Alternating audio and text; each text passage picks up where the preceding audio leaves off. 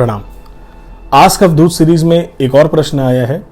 पूछा गया है कि क्या हम किसी भी आध्यात्मिक सिद्ध को या आध्यात्मिक योगी को, किसी भी गुरु को अपना गुरु मान के किसी भी प्रकार की साधना कर सकते हैं।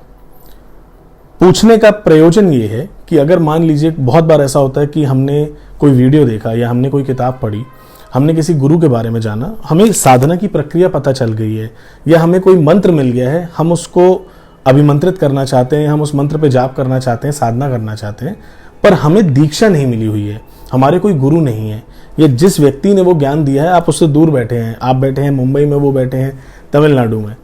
इस प्रकार से जब अवस्था होती है तो क्या आप सिर्फ मन से किसी व्यक्ति को गुरु मान के साधना कर सकते हैं? नहीं कर सकते। आशा करता हूं आप लोग को ये प्रश्न अच्छी तरह समझ में आ गया होगा। देखिए, ऐसा है कि अगर कोई भी ऐसी पद्धति है, बहुत सारे मंत्र होते हैं, सबकी साधना में गुरु की आवश्यकता नहीं होती। कुछ मंत्र ऐसे होते हैं जिनके लिए गुरु की आवश्यकता होती है, और क्यों होती है उसका कारण बताता हूं। दोस्तों, बहुत सारे ऐसे मंत्र होते हैं जो अपने आप सिर्फ जप कर लेने से ही जागृत नहीं होते हैं। इसके लिए आपको एक गुरु की आवश्यकता होती है। मान लीजिए कि ये हैं आप, और ये मान लीजिए आपके गुरु हैं जिन्होंने आपको दीक्षा दी। अब गुरु वो व्यक्ति है या ऐसा एंटिटी है जिसके पास आप जो मंत्र मांगने जा रहे हैं, जो साधना मांगने जा रहे हैं, उसको उन्होंने करा है, और उस मंत्र की जो ऊर्जा है वो उनके आभा मंडल में है।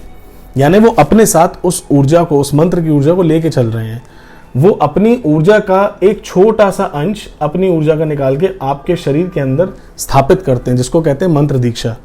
जैसे हम अनाज का एक छोटा सा बीज मिट्टी के अंदर डालते हैं, उसी प्रकार एक गुरु अपने ही ऊर्जा का एक छोटा सा बीज लेता है और अपने शिष्य के अंदर, अपने साधक के अंदर, अपनी साधिका के अंदर उसको एंटर करते हैं, उसे बोते हैं। इस अंश को, जो अंश रूपी बीज है, यानी जो मंत्र है जिसको गुरु मंत्र कहते हैं, ये जागृत होता है, क्योंकि ये एक व्यक्ति ने जागृत करके आपको दिया है।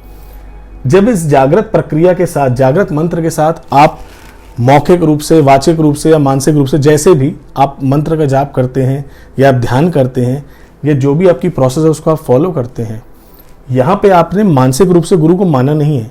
यहाँ पे गुरु ने एक्चुअली आपको फिजिकली दीक्षा दी है, या जिस भी माध्यम से दीक्षा दी है, पर एनर्जी ट्रांसफर हुआ है। जब इस अवस्था में होगा तो ये ऑलरेडी आपके अंदर जागृत तत्व है, उसको आप बाहरी तौर पे भी जगाने की कोशिश कर रहे हो, उस कंपन से उस ऊर्जा को प्रकट कर रहे हो, आवाहन कर रहे हो।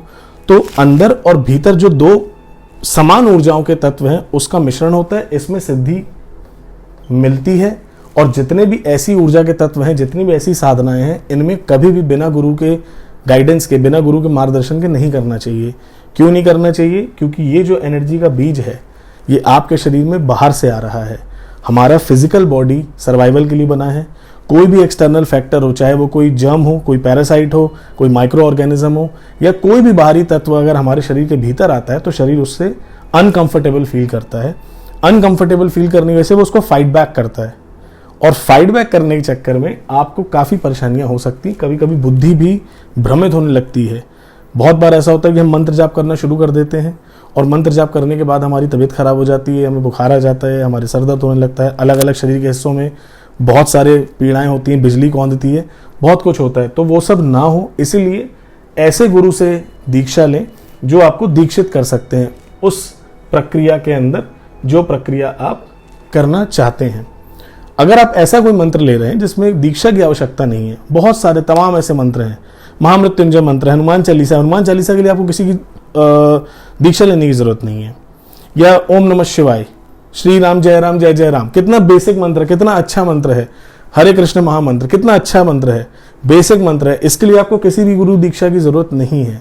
ऐसे मंत्र बिल्कुल, अगर आपके कोई दीक्षित गुरु नहीं भी हैं तो आप ईश्वर को अपना गुरु मान के, जिसके प्रति आपकी श्रद्धा है उनको मानसिक रूप से अपना गुरु मान के, जो ऐसे सात्विक मंत्र हैं, सौम्य भाव के मंत्र हैं, जिसमें कोई स्ट्रेस नहीं है, कोई ऐसी रिस्क नहीं है कि मंत्र जाप करने से कुछ ऐसा हो जो आपको नुकसान करे। अगर वैसा रिस्क नहीं है तो बिल्कुल मानसिक रूप से मान के कर सकते हैं। किंतु पॉइंट जो नोट करने वाला है वो ये है कि अगर आप कोई भी ऐसी साधना कर रहे हैं जिसमें ऐसा लिखा हुआ है, जिस साधना का नियम है कि वह गुरु दीक्षा के बाद ही साधना खिलती है या खिलनी चाहिए, तो ज़्यादा रिस्क नहीं लेना चाहिए, कभी कभी नुकसान हो जाता है। आप अगर अनुभवी साधक हैं या साधिका हैं, आपने इस प्रकार से कई मंत्र साधनाएं पहले भी कर ली हैं अगर, और अब आप चाहते हैं कि आप कुछ नया सीखना चाहें और आपके गुरु नहीं है, या जिस साधना को आप सीखना चाहते हैं, जिस पद्धति को समझना चाहते हैं, उसके लिए कोई सही गुरु नहीं मिल रहे, आपको कोई बताने वाला नहीं मिल रहा, तो भी ट्राई मत करिए। ट्राई और टेस्ट करना वो अपनी सेल्फ रिस्क है। करना चाहें आप कर सकते हैं, देखिए इसमें कोई बंधन तो नहीं लगा सकता, ये एक साधक या साधिका की अपनी इच्छा होती है। पर हाँ, ये है कि उसमें फिर आप अवेयर रहें कि चांसेस हैं कुछ ऐसा होने के जिसको आप संभाल ना सकें, या शायद जो आपके लिए भारी पड़े, आपको मुश्किल हो, आपको डिफिकल्टी हो। तो आशा करता हूं जो आपका प्रश्न था कि मन से किसी को गुरु मान के क्या हम साधना कर सकते हैं, उसका आपको उत्तर मिल गया होगा। उत्तर मिल गया हो तो कमेंट करके बताइएगा। धन्यवाद।